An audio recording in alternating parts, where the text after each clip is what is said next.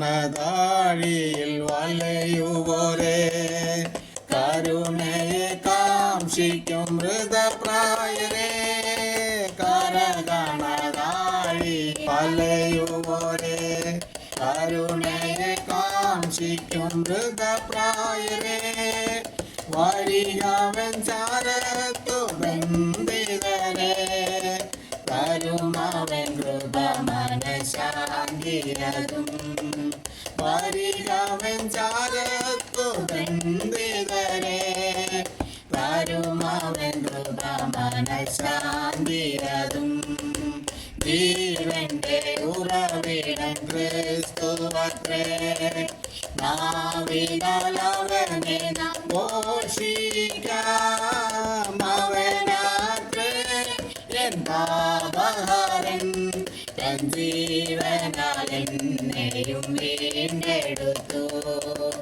അവനാത്രേ N പാപഹരൻ, തൻ ജീവനാൽ എന്നെയും വീണ്ടെടുത്തു, താഴ്ചയിൽ എനിക്കവൻ തണലേകി, താങ്ങി എന്നെ വീഴ്ചയിൽ വഴി നടത്തി, താഴ്ചയിൽ എനിക്കവൻ തണലേകി, താങ്ങി എന്നെ വീഴ്ചയിൽ വഴി നടത്തി, തുടച്ചെന്റെ കണ്ണോനെ പൊൻകരത്താൽ, തുടിക്കും നെന്മാനം സ്വർഗ സന്തോഷത്താൽ, തുടച്ചെന്റെ കണ്ണോനെ പൊൻകരത്താൽ, തുടിക്കും നെന്മാനം സ്വർഗ സന്തോഷത്താൽ, ജീവന്റെ ഉറവിടം ക്രിസ്തുവത്രേ,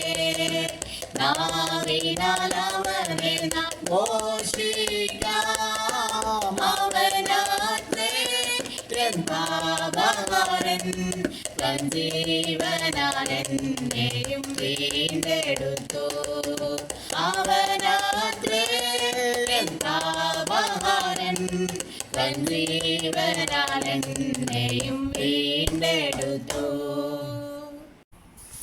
കർത്താവായ യേശുക്രിസ്തുവിൻ്റെ നിസ്തുല്യ നാമത്തിൽ എല്ലാ പ്രിയ ശ്രോതാക്കൾക്കും ക്രിസ്തീയ വന്ദനം അറിയിക്കുകയാണ്. ഇന്നത്തെ നമ്മുടെ ചിന്തയ്ക്കായിട്ട് ഫിലിപ്പിയർ 1-23 വാക്യത്തെ ആസ്പദമാക്കി വിട്ടുപിരിഞ്ഞ് എവിടേക്കെന്നുള്ള ഒരു ചിന്തയാണ് നിങ്ങളെ ഓർപ്പിക്കാൻ ആഗ്രഹിക്കുന്നത്. ഈ അടുത്ത സമയത്ത് എല്ലാവരെയും ദുഃഖത്തിലാഴ്ത്തി സ്വയം ജീവൻ ഒടുക്കിയ ശതകോടീശ്വരനായ CJ റോയിയുടെ മരണവാർത്ത ഇപ്പോഴും പല അഭ്യുദയങ്ങൾ സൃഷ്ടിച്ച് മുന്നേറിക്കൊണ്ടിരിക്കുന്നു. റിയൽ എസ്റ്റേറ്റ് ബിസിനസ്സുകാരൻ സ്വയം വെടിവെച്ച് ജീവൻ വെടിയുവാൻ തക്കതായ കാരണങ്ങൾ യാഥാർത്ഥ്യമായത് മറനീക്കി ഇതുവരെ പുറത്തു വന്നിട്ടില്ല.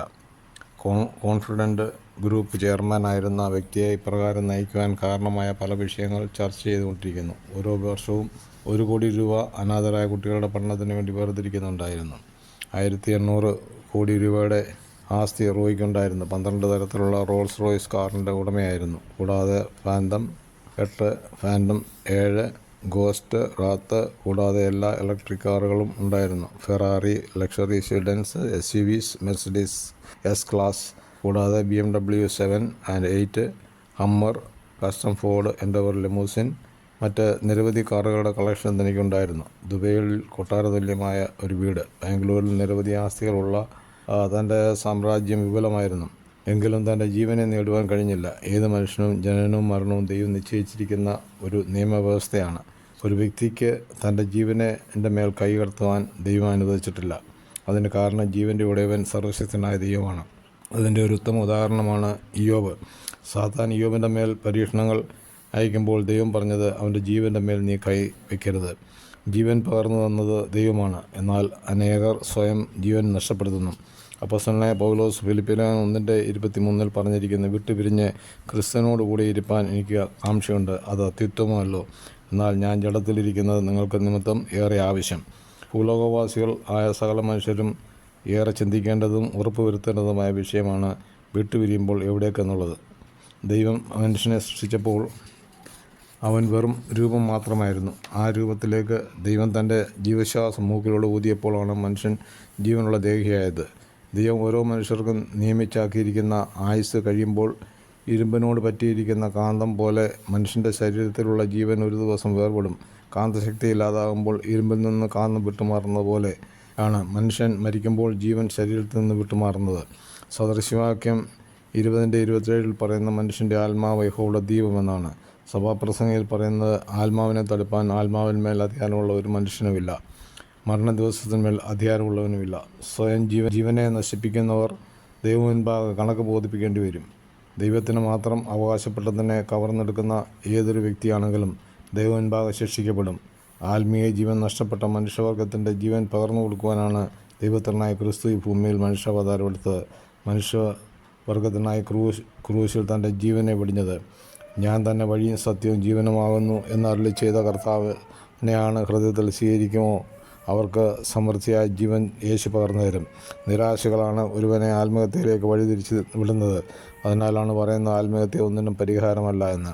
പ്രിയ ശ്രോതാക്കളെ, ധനം, മാനം, പ്രശസ്തി ഇവയൊന്നും തന്നെ ഒരു മനുഷ്യന് സമാധാനം നൽകുകയില്ല. എത്രയോ ശതകോടീശ്വരന്മാർ ഹൃദയത്തിന് സമാധാനമില്ലാതെയും സ്വസ്ഥതയില്ലാതെയും സ്വയം ജീവൻ വെടിഞ്ഞിട്ടുണ്ട്. എല്ലാവരും ജീവൻ്റെ ഉടയവനെന്ന തിരിച്ചറിവ് ഇല്ലാതെ പോകുന്നതാണ് സ്വയം ജീവൻ കാരണമാകുന്നത്. ജീവൻ്റെ ഉറവിടം സർവശക്തനായ ദൈവത്തിനാണ്. എന്നും ഞാൻ വിട്ടുപിരിഞ്ഞ് ക്രിസ്തുവിനോടൊപ്പം ആയിരിക്കണമെന്നുള്ള ഉറപ്പും പ്രത്യാശയുള്ളവരായിരിക്കാൻ സർവശക്തനായ കർത്താവ് എവിടെയും ജീവിതത്തിൽ സഹായിക്കുമാറാകട്ടെ. തിരുവചന ഭാഗങ്ങൾ തുടർന്നും ലഭിക്കുവാൻ ഈ വീഡിയോ ലൈക്ക് ചെയ്യുക, ഷെയർ ചെയ്യുക, സബ്സ്ക്രൈബ് ചെയ്ത് സപ്പോർട്ട് ചെയ്യുക. തുടർന്നുള്ള തിരുവചനങ്ങളുമായി നമുക്ക് വീണ്ടും കാണാം.